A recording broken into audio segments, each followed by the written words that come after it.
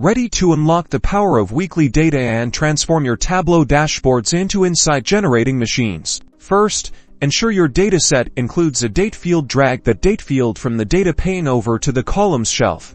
Right-click the date field on the columns shelf. A context menu will appear with various date aggregation options.